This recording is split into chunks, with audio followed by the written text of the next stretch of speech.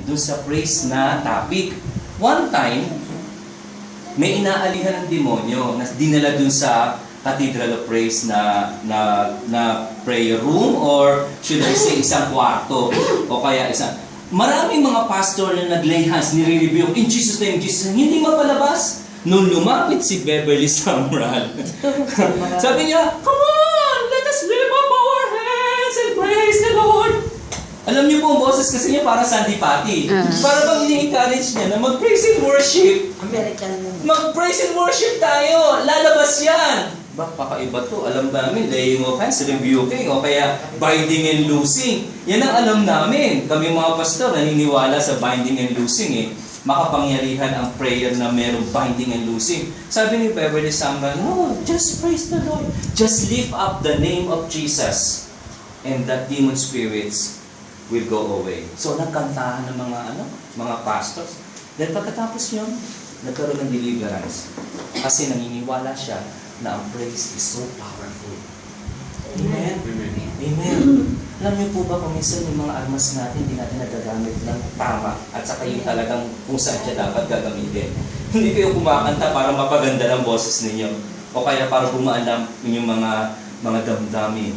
May hawak-hawak po kayo na tabak habang kayo nagpupuri. Ang praise and worship na may prayer ay spiritual warfare. Hindi niyo po ba alam na kapag kumakanta kayo sa loob ng bahay, nakikipagdigma ang Panginoon sa inyong papawid at lahat ng problema natin sa bahay ay unti-unting nasusolve because of praise and worship and prayer na ginagawa ninyo.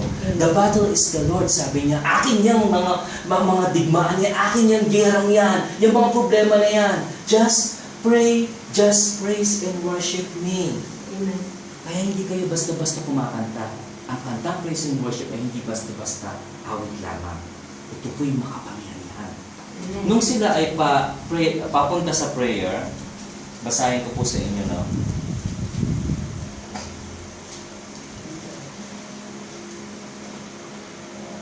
Once, when we are going to the place of prayer, nang sila ay papunta sa place of prayer, we met a female slave na meron siyang spirit o unclean spirit na nagbibigay sa kanya ng panghuhula.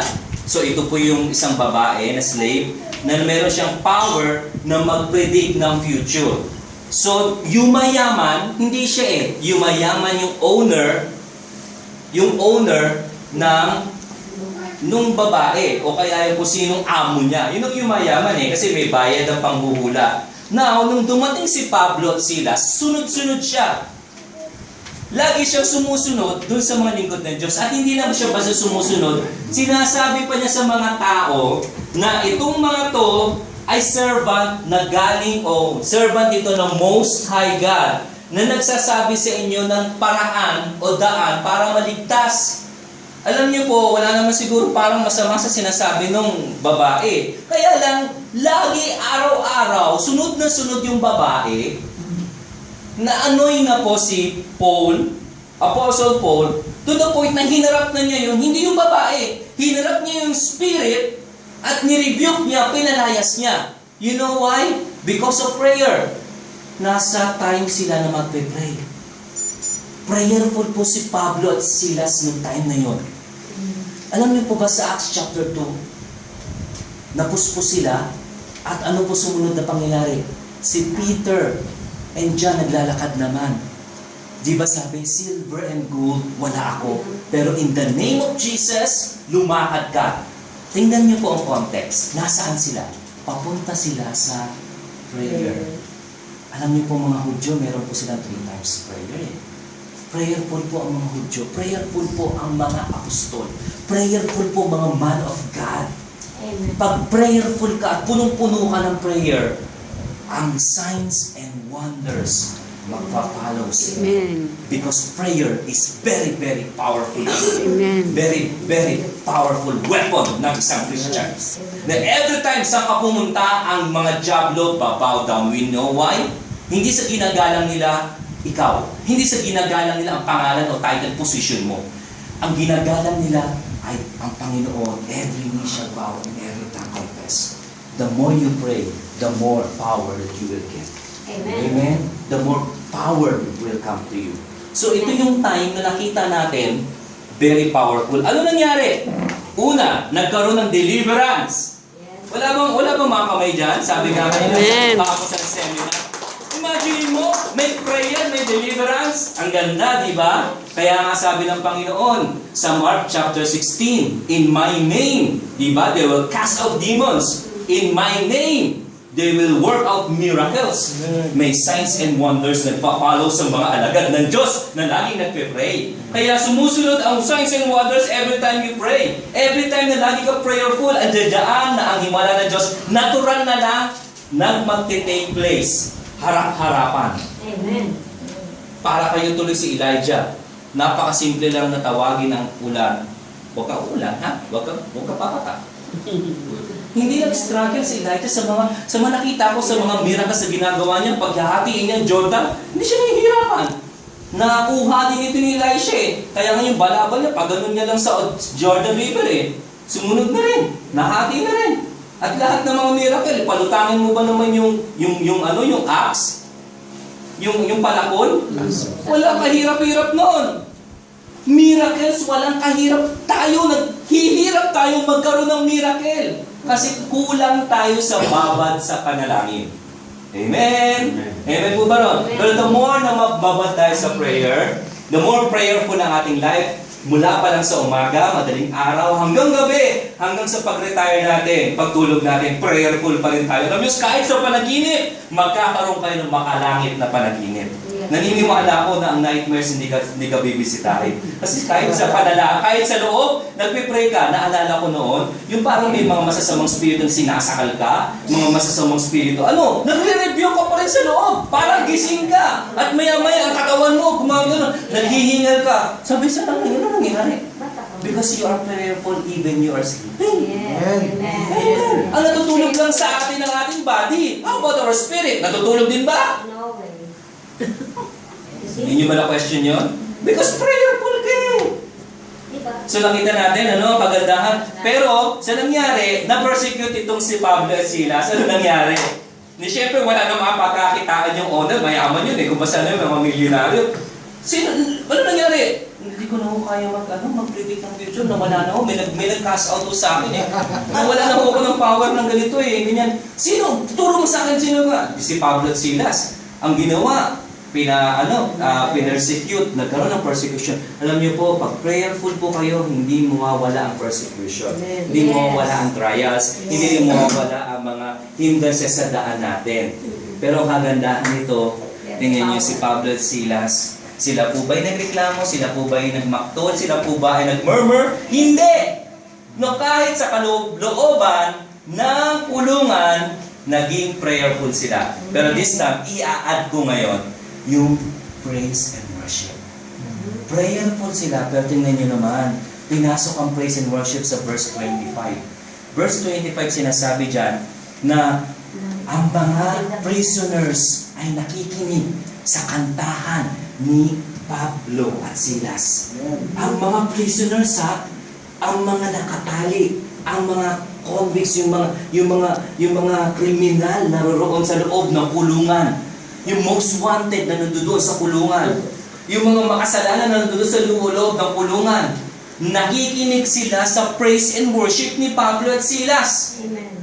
Kung sa prayer, nagkakaroon ng deliverance, nagkakaroon talaga ng signs and wonders, nagkakaroon ng himala, pero pag pinasok nyo pa, dinagdagan nyo ng praise and worship ang prayer ninyo, ang mangyayari, great earthquake.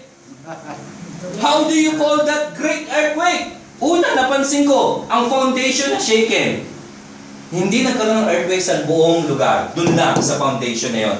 Next, ang prison door, bumukas. Grabing great earthquake yan. Lahat ng prison doors, bubukas. Tapos pangatlo, ang shackles nalulus. Ibig sabihin, that is an appointed earthquake. Pag sinabi kasing earthquake, kung nababasa ninyo at napapanood ninyo, talagang destructive. Pero ibang klaseng earthquake ito. Positive na. Amen! Amen! Nakakawala, nakakadaya. Amen! Amen! Kaya naniniwala ako, very powerful ang praise and worship na makakalaya, nakakapagbigay ng miracle na magpapalaya. Imagine mo na shape lang yung kulungan, yung pinakang kaloob-looban kasi sa kulungan meron pang chamber na sa outer, merong inner at saka yung kaloob-looban pa, yung kaloob-looban doon nilalagay si Pablo lagi na lang sa kaloob-looban pa. At sa kahirapan, maintindihan ninyo hindi pa sila automatic noon. Ngayon po kasi meron ng tinatawag na yung mga kulungan kasi nakaano na yan computerized yan high technology. Wala pa naman technology na gano'n noong unang panahon, di ba? Pero bakit gano'n? Nung nagkaroon ng earthquake, lahat nagbukasan. Yes. Hallelujah! Amen? Ang mahirap pa rin itong intindihin, lahat ng mga ano nila, mga shackles nila, kadena nila, nagbagsakan. Amen. May nag-release sa kanila. Kung ang utos ng Panginoon ng angels, wala na tayo doon. Kung ang pagkaka-interpret ninyo ay Holy Spirit, wala na tayo doon. Pero naniniwala ko is the presence of God manifesting. Habang nag-praise and worship, pinapakawalan nila ang presensya ng Panginoon sa loob ng kulungan.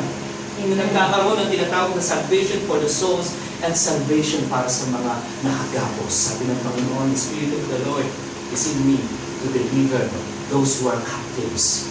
The Spirit of the Lord is in me to set free those who are nandoon sa tinatawag ng mga kulungan. Naniniwala tayo na mahalaga po sa Great Commission ang ginagawa natin ngayon. Nasa Great Commission po tayo, nasa mission po tayo to set free those who are captives. Amen? So, napakagandang miracle po nun na. Isa pang magandang miracle na ginawa ng Panginoon. Alam niyo kung paano? Ano po yun? Ano po yun? Gusto niyo malaman? Natutulog ang innkeeper. Bakit kaya? Tayo nga maalog lang. Di ba pag may mga kasipin niyo kasama niyo sa kama, pag magulog, ano ba? Kung ano matulog, patulog ka. Yung mga ganun ba, di ba nagigising na kayo? Sa kapitbahay ninyo, di ba? Hoy! Hinaan niyo how much more kalindol? Tulog yung innkeeper? Ano yung naglasing? Imposible, bawal sa kanila maglasing. Nasa duty ka Pinatulog siguro ito ng Panginoon. Amen? Pinatulog to. Amen. Naniniwala, tsak na tsak. Kasi alam ko, ang innkeeper, talagang hindi ko magiging innkeeper kung ikaw nandiyan dyan sa position niya na qualified ka. Amen. Itong innkeeper ito, pinatulog ng Panginoon. At saan ang miracle na ginagawa ng Panginoon? Your enemies, sinasilence na. Amen. Amen ba no? Naniniwala kayo? Naniniwala kayo? Na may salvation na mangyayari sa innkeeper. Yes. Amen. Amen. Sa salvation na yun, makita natin na sinama kayo sa verse 30 and 31 na born again yung innkeeper. Alam niyo paano nangyari yun? In a dramatic way. Bakit? Kukunin niyo yung espada, kung espada na magkaharapili na sana siya. Paano niyo makita niya? Lahat ng kulungan nakabukas. Isa pang kulungan, bukas at wala pa si Pablo at Silas. Sino mahirap dun Si Pablo at Silas paano na yung mga ibang mga Pero sabi ni Pablo at Silas, huwag mo ka magpapakamatay. Dito kami lahat. Sa sobrang problema niya, di ba takot niya, nagsama sa ng panic na siya, na wala na yung sa kanyang isipan na talagang magkaroon ng sane o kaya yung sanity ba, lumipad, magpapakamatay. Kasi nga naman, pag nalaman ito ng superiors niya, papatayin niya siya, di ba? Ito yung sarili niya una, di ba? Pero hindi nangyari yun Sinave siya ng Panginoon na mas perang life niya and also his spirit and soul, talagang salvation. Amen. Praise lang yun in worship. Amen. Amen. So powerful. At hindi lang po yan. Nagkaroon pa ng Bible study sa bahay ng innkeeper. Yun ang maganda doon, Pastor Philip Pagka-born again ng innkeeper, alam niyo po yung maganda doon Ano siya? Mataas ang posisyon. Tatay ba naman yan? Pinuno ba naman yan? Madali niya mapasunod yung mga niya household tauhan niya O, Bible study tayo. O, sino nga di, hati ang Bible study. So, Bible study. At hindi lang Bible study nangyari, nagkaroon pa ng water baptism noong time na yun. Tingnan niyo i-attribute natin to sa Holy Spirit, i-attribute natin to sa Panginoon Yeso Cristo. Pero hindi natin pwede i-chapwera ang prayer, praise and worship noong time na yun. Malaking contribution. Naniniwala ko, miracle ito ng Panginoon at miracle ito ng Holy Spirit. Pero tingnan niyo naman, ang medium na ginamit ng Panginoon, yung time na yun, prayer, praise and worship. So, mahalaga po, importante, makapangyarihan. nalapit ka, dagdagan pa po ninyo ng praise and worship. Miracles. Amen. Amen. Amen? Yes. Amen. Kaya nga doon pinasok yung verse na believe in the Lord and you will be saved. Diba? And your household. Ang original na makakaayos nyo ay you believe and your family believe and you will be saved. Ibig sabihin nyo, mananampalataya sa Panginoon, bakit ang Panginoon dapat mananampalataya sa Panginoon? Masisave ka at masisave ang buong Panginoon.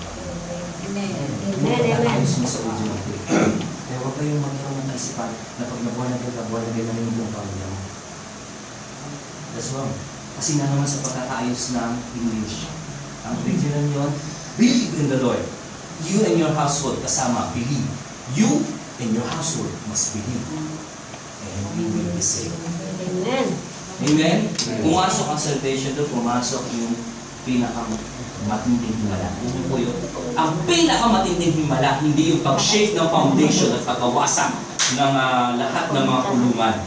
Hindi rin yung wala nila sa kanilang mga shackles. Na ang mga hindi born again ng mga prisoner, yay! Malaya na tayo! Hindi yun eh. Ang pinakamatinding himala nangyari, nagkaroon ng salvation sa kaluluwa na nakakapos. Yes. Amen. Amen? Amen. So that is, yun lang po mga kapatid.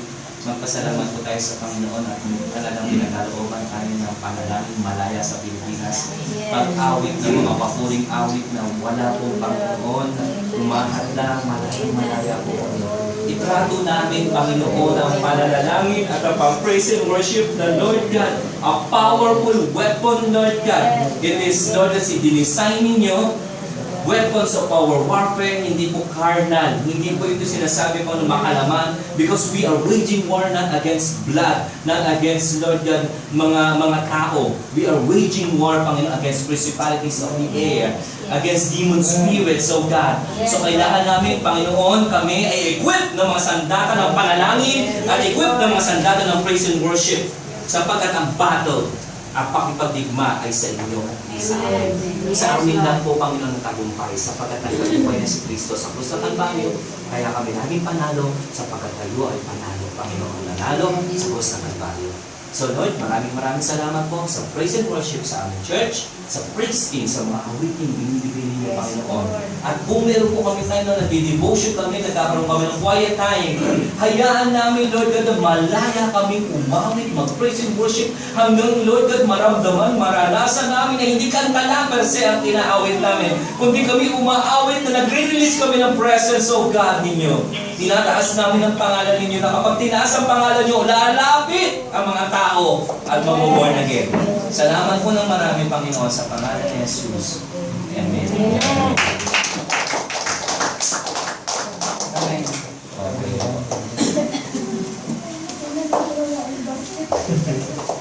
Ayun tayo.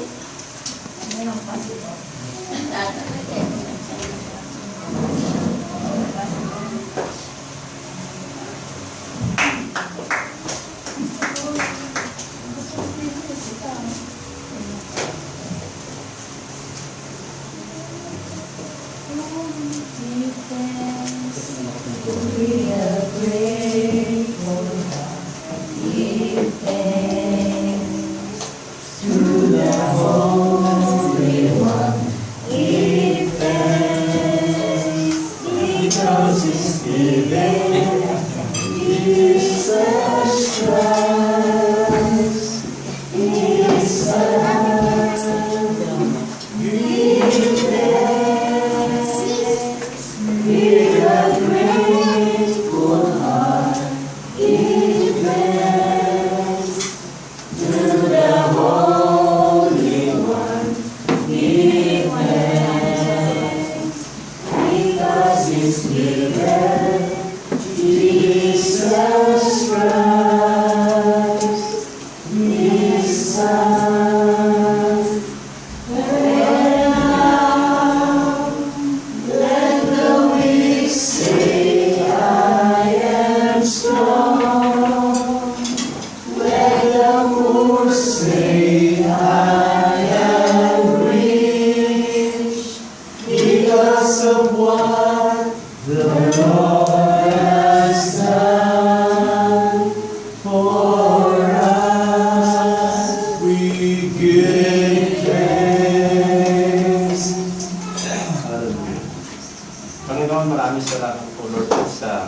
kapakanan at patuloy na binubuhos mo sa amin, O Diyos. Yes, Salamat po Lord. sa mga anak ng Panginoon na patuloy, Panginoon, na nagbibigay sa iyo, O Diyos, ng ito, Panginoon, itinulong sa amin.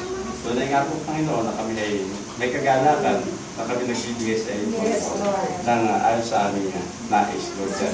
Kaya, Panginoon, sinabi mo sa 2 Corinto 9:7, Lord God, magbigay kami, Panginoon, ayon sa aming kalooban. Lord God, ang nalikot kong pagpapalang ito, dalangin po namin na maidagdag sa patuloy na gawain, Panginoon. Sa ikilala mo ng gawain. Ang lahat po ng kapatid, Ama, pasalamat, pinabalik po namin sa iyo sa mga Jesus. Amen. Ako daw may mag-close. At mag-pray sa Pastor Restaurant Gis ay lang pag-reading sa Hong Kong. Amen. Sama-sama po tayo muna namin. Maraming salamat, Panginoon, sa aming mga panawagan. Ikaw ang tuloy na nabigyan Diyos. Nakakaalam ng lahat ng aming mga pangangailangan. Yes, Salamat Lord. po, Panginoon, sa meeting na ito. Iniwala kami na ang aming mga kaibigan ay makakabot, Panginoon, sa puno ng Biblia. Sana, Panginoon, ang mga katipunan para sa mga pangangailangan. Panginoon, pinadalayan po namin. Tuloy maging church dito, Lord. Mga nagawa, mga pastors, continue, Lord, to provide all the needs, maging sa pangangailangan, Panginoon, ng kaupuan. Yes, Lord. Hallelujah. Salamat po, naniwala kami na nagiging isang opportunity for all the members to participate, Lord, Amen. sa pagbibigay o pagkaroon ng chance, Lord, to serve you through this ministry. Salamat din maging plano na magkaroon ng air condition and naniwala kami, Panginoon, na ito ay ang Diyos na may katubulan in your own perfect time, Lord. You are a great provider to provide the needs of this church. Salamat po din, Panginoon, ang mga Sunday schools na muli, Panginoon, ay buksan. Mga Sunday school teachers, mga Bible study leaders, again, ang training na ka-line up, Bible school, thank you, Lord, that you are a great God who can provide those things. Panginoon, isa rin po rin nalagay namin ang Bluegrass Resort patuloy na bitawan na patuloy, Panginoon, ibuhos ang financial na pagpapala sa lugar na ito. Karoon ng marami mga customer, bigyan, Panginoon, ng resort, ng bitawan ito, billion, karoon ng maraming mga bookings in the name of Jesus, mga companies, families, Lord, schools, naniniwala kami, Panginoon, ikaw ang siyang patuloy na magbigay ng tunay na kaparaanan upang may promote ito, Panginoon, sa ibang mga lugar at ang piligin, Panginoon, ng mga churches around, Lord, in the name of Jesus. Salamat po na naniniwala kami nilaan ang lugar nito, Panginoon, at mayroong kapahagi ang gawain mo sa lugar. Salamat po. Maging ng pamilya, aura Panginoon, asawa, pagdali, anak nila, mga apo, na patuloy, Panginoon, ibuhos ang pagpapala sa kanilang buhay. Hindi lang, Panginoon, spiritual, kundi financial. Kaya ikaw ay nangako na kung hindi pa kami, Panginoon, ay mag-iwala sa iyo. Lahat ng ito, Panginoon, ay kasama sa aming Panginoon na magandang palang pagdating. Lord, I pray, tawag ito, Panginoon, maging nilipad, maging nakongkong, kailangan ko, Panginoon, ang kanilang program, plano, maging maayos sa ating mga lahat. Sila rin, Panginoon, ay makarating ng malusog at malayo sa mga asubet, Lord. Lord, with your presence, God.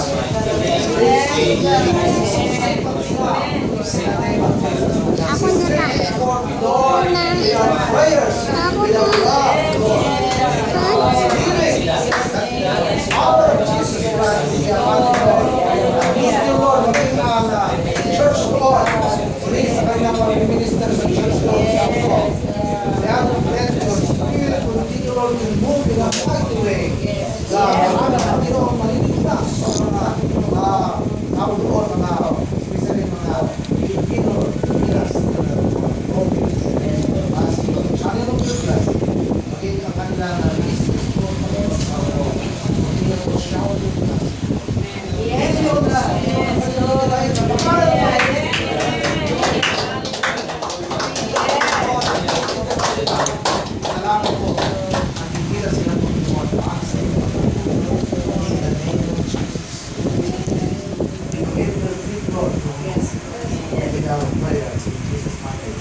Amen. Amen.